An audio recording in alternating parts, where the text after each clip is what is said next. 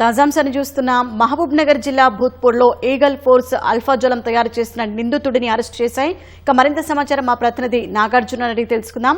Nagarjuna, eagle దాడులకు సంబంధించిన సమాచారం ఏంటి?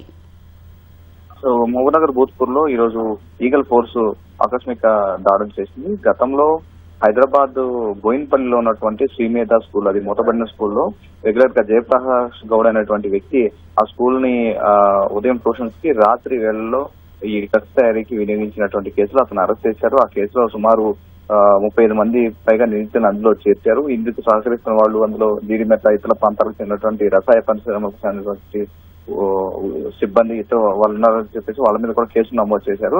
సో అతను అప్పుడు గత ఏడాది నవంబర్ లో అతన్ని అరెస్ట్ చేశారు. అరెస్ట్ చేసిన తర్వాత మార్చిలో అతను బెయిల్పై విడుదలైన తర్వాత స్వగ్రామం వెళ్లి మళ్లీ తిరిగి వాళ్ళ స్వగ్రామంలోనే అక్కడ భూత్పూర్ ప్రాంతంలో ఒక కోళ్ల ఫారం లో దీన్ని తయారు చేస్తున్నట్లుగా గుర్తించారు. సో ఇప్పుడు ఈ తయారు చేసిన దాన్ని మహబూబ్ నగర్ తర్వాత భూత్పూర్ సమీప ప్రాంతంలో ఉన్నటువంటి కొన్ని కళ్ళు దుకాణాలకి వీటిని విక్రయిస్తున్నట్టుగా ఈగల్ పోలీసులు గుర్తించారు. సో ఇప్పుడు అతన్ని అదుపులో తీసుకున్నారు. అతని దగ్గర నుంచి కూడా సుమారు 3.5 కిలోల ఆల్ఫాజోలం, 4.3 కిలోల సెమీ ఫినిష్డ్ అంటే ఆల్ఫాజోలం తయారు చేసేందుకు ఒక ముడి పదార్థం లాంటిది పట్టుకున్నారు.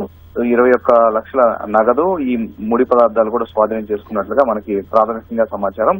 సో దీని మీద అఫీషియల్ గా ఈ ఈగల్ పోలీసులు ఒక ప్రెస్ నోట్ కూడా విడుదల చేయనున్నారు. ఈ కేసు 35 మంది నిందితుల్లో మొత్తం 12 మందిని అరెస్ట్ చేయగా ఒక 23 మంది పరారీలో ఉన్నట్లుగా తెలుస్తుంది. వాళ్ళ కోసం ఆల్రెడీ గాలిస్తూనే ఉన్నారు. దాంతో పాటుగా బెయిల్పై విడుదల అయిన వాళ్ళ మీద కూడా ఈగల్ ఫోర్స్ నిఘా పెట్టింది. వీళ్ళు ఏం చేస్తున్నారు, ఏమేమి పనులు చేస్తున్నారు, మళ్ళీ తిరిగి కార్యకలాపాల మీద దృష్టి సారించాలని దానిపైన నిఘా పెట్టగా ఈ విషయం బయటకు వచ్చింది. అతన్ని పక్కా సమాచారంతో ఈ రోజు అరెస్ట్ చేశారు. మరికొద్దిసేపట్లో ఈ అరెస్టుకు సంబంధించినటువంటి పూర్తి వివరాలు ఈగల్ పోలీసులు వెల్లడించే అవకాశం ఉంది. ధన్యవాదాలు నాగార్జున.